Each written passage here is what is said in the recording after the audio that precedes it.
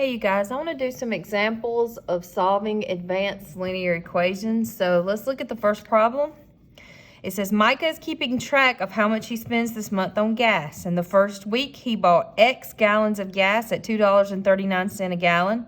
In the second week, he bought 3 fewer gallons than the first week at $2.49 per gallon. So far this month, he has spent a total of $46.21. How many gallons did he buy each week? All right, so let's set up an equation to solve this. When we pay for gas, we would multiply the cost per gallon times the number of gallons that we purchased. So for the first week, he paid $2.39 per gallon and he bought X gallons. So we'd multiply $2.39 times X. And then in the second week, so we would add what we spent the second week, we paid $2.49 per gallon. But instead of buying X gallons of gas, we bought 3 less. So what we would have to do to X is take away 3 to show that 3 less. A total means that's what it's going to equal, $46.21. And now we're going to solve the equation. The first thing you do when you solve a big equation like this is you got to use the distributive property. So what I'm going to do right here is distribute this $2.49 to the X and to the 3. So I'm going to bring this straight down. And then 249 times X would be 249X. And then that's a minus. 249 times 3, well, we know that 250 times 3 would be $7.50, but this will be 3 cents less, so that would be $7.47. You can always use a calculator to multiply, right? And that's $46.21. The next thing you want to do is look on each side to see if I can combine any like terms. So when I look at the left side of the equation, I see I have 2 variable terms here, 239x plus 249x. And when I add those together, you get 488x. There's nothing I can combine over here because there's only one term. So I'm going to bring everything else straight down. Again, you want to focus on the side with the variable. To undo subtraction, we use addition. So I'm going to add $7.47, and you have to do it to both sides, right? All right, so 46.21 and 7.47. Make sure you line up your decimals. 1 and 7 is 8, 2 and 4 is 6. Bring your decimal straight down. 6 and 7 is 13, and 1 and 4 is 5.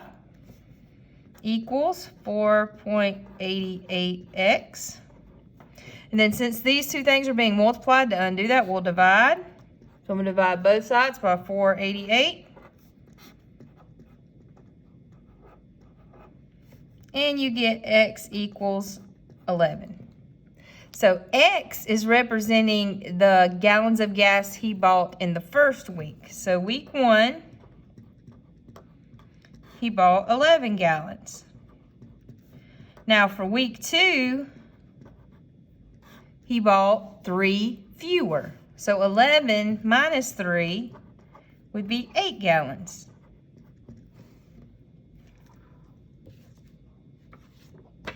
All right, let's try another one. For the second problem, we're going to solve this equation. So again, the first thing you do is distribute. So I'm going to distribute the 2.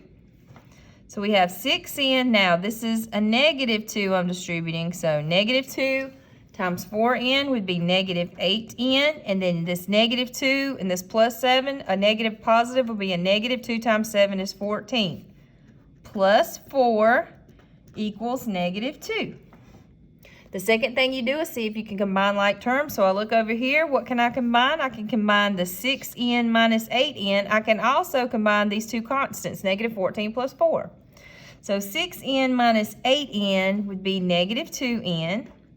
And then negative 14 plus 4 would be negative 10. Back to the side with the variable, we undo addition and subtraction next. So to undo a minus 10, we add 10. What we do to one side, we must do to the other. And we get negative 2n equals negative 2 plus 10 would be positive 8. To undo multiplication, we divide, or if it's beside, then we divide. And 8 divided by negative 2 would be negative 4. All right, let's look at another one. Again, the first thing we want to do is look to see if we need to distribute. There's a negative in front of these parentheses I need to distribute, and if you want to, you can put a 1 there. So I'll distribute this negative. A negative 1 times 2x is negative 2x, and the negative 1 times positive 4 would be negative 4. Bring everything else straight down. The next thing you want to do is look at each side to see if there are any like terms I can combine. So looking on this side, I see I have negative 2x plus x, so I'm going to combine those. Negative 2x plus x would be negative 1x. Bring down your negative 4. Now on the other side, I also can combine 3x minus 4x.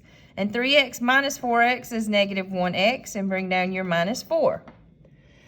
The next thing you want to do is move the variable so you only have it on one side. So to get rid of a negative 1x, I will add 1x. That'll cancel. And then over here when I add 1x, this also cancels. So I don't have a variable left. I'm left with the statement negative 4 equals negative 4. When the variable cancels out, it's either going to be no solution or infinitely many solutions because all the real numbers will actually work.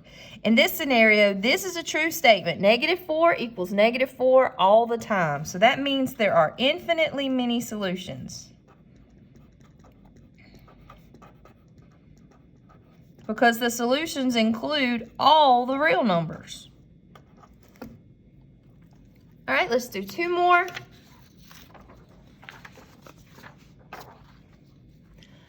All right, for the next one, we have a proportion. So to solve a proportion, we'll cross multiply. So we have 3 times p plus 1 equals 4 times p plus 1. And just looking at this, I mean, we can get an idea about what the solution has to be, because what can I divide by 3 and I get the same thing as if I divide it by 4? Think about it. So now we will distribute. 3 times p is 3p, and 3 times positive 1 is positive 3. 4 times p is 4p, and 4 times 1 is 4. All right, I've got to move the variable so that it's on one side. I'm going to subtract 3p. Bring down your 3. 4p minus 3p's only leaves you with 1p, and then plus 4. Look at the side with the variable. To get rid of a plus 4, we'll use subtraction. If you do it to one side, you must do it to the other. And 3 minus 4 is negative 1. And see, you guys, when you plug in a negative 1 up here, you get 0. 0 divided by 4 is 0. 0 divided by 3 is 0. So the top had to equal 0. All right, and then the last one, another great big equation. Always start by seeing if we need to distribute, and we do need to distribute twice. All right, so 7 times x is 7x. 7 times 2 is 14. Bring this down. We're not going to distribute to that. It's not in the parentheses. 2/3 times 6, if I come over here, 2/3 times 6 over 1 would be 12 over 3, which equals 4. So that'll be 4x plus 2/3 times 3 over 1 would be 6 over 3, which equals 2. And of course you can cross reduce. The next thing we do is look at each side to see if there's anything I can combine. So when I look on the left side, I see I have 7x minus 3x. 7x's minus 3x's is 4x. And then on the right side, I can't combine these. They're not like terms. All right, to get rid of this 4x, I've got to move my variable. So I'm going to subtract 4x. If I do it to one side, I must do it to the other. And again, my variables are canceling out. And I'm left with 14 equals 2. This is a false statement. 14 most definitely does not equal 2. When you're left with a false statement and the variables have canceled out, then there is no solution. Not happening. All right, have a great rest of the day.